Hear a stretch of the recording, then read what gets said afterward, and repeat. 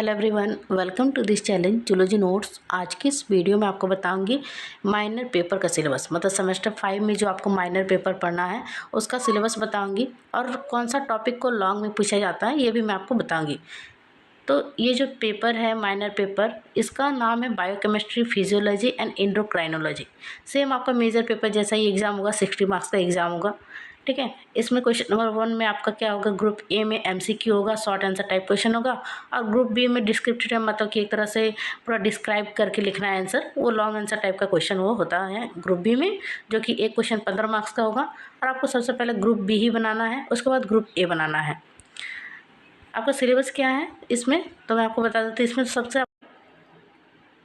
सबसे पहले आपको टॉपिक पढ़ना है जो कि यूनिट 1 है बायोकेमिस्ट्री, जिसमें आपको पढ़ना है structure and classification of biomolecules. मतलब कि इसमें आपको प्रोटीन, कार्बोहाइड्रेट, लिपिड, ये तीनों का आपका स्ट्रक्चर और क्लासिफिकेशन पढ़ना है।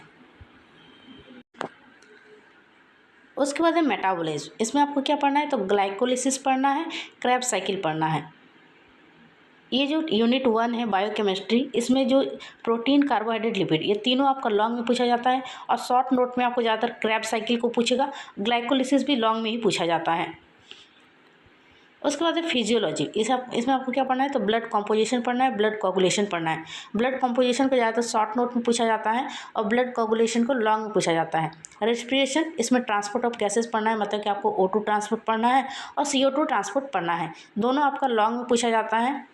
उसके बाद डाइजेशन ऑफ फूड, इसमें आपको प्रोटीन, कार्बोहाइड्रेट और लिपिड पढ़ना है। ज़्यादातर इसमें प्रोटीन और कार्बोहाइड्रेट को एग्जाम में पूछा जाता है लॉन्ग के लिए, बाकी लिपिड को एमसीक्यू में ले लिया जाता है।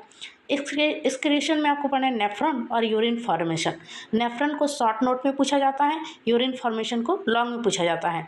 उसके बाद है nerve structure, types of neuron, synapse. ये तीनों टॉपिक आपका शॉर्ट नोट क्या है, मतलब आपको इसमें लॉन्ग में नहीं करना है। नर्व को शॉर्ट नोट में कीजिएगा, नेफ्रॉन को शॉर्ट नोट में कीजिएगा, बाकी यूरिन फॉर्मेशन ये लॉन्ग में आता है। उसके बाद है रिप्रोडक्टिव बायोलॉजी एंड एंडोक्राइनोलॉजी। इसमें जो है टेस्टिस एंड ओवरी पढ़ना है, ये दोनों लॉन्ग में आएगा। थायराइड ग्लैंड भी लॉन्ग में आता है और पिट्यूटरी ग्लैंड भी लॉन्ग में आता है। इसमें इंपॉर्टेंट क्या है आपके लिए, तो आपको थायराइड पढ़ के जाना है, पिट्यूटरी आपको पढ़ के जाना होगा। उसके बाद इसमें जो प्रोटीन, कार्बोहाइड्रेट, लिपिड, ये आप मतलब लॉन्ग में पढ़ के जाइएगा, ये 5 टॉपिक। और शॉर्ट नोट में आप ये मेटाबॉलिज्म को कर लीजिएगा, मतलब ग्लाइकोलिसिस को, क्रेब्स साइकिल को। उसके बाद शॉर्ट नोट में आप ट्रांसपोर्ट ऑफ गैसेस भी कर सकते हैं, O2 transport, CO2 transport, nephron, neuron, ये सब के बारे में आप आइडिया लगा के जाइएगा, तो एग्जाम इसका बहुत अच्छा जाएगा आपका।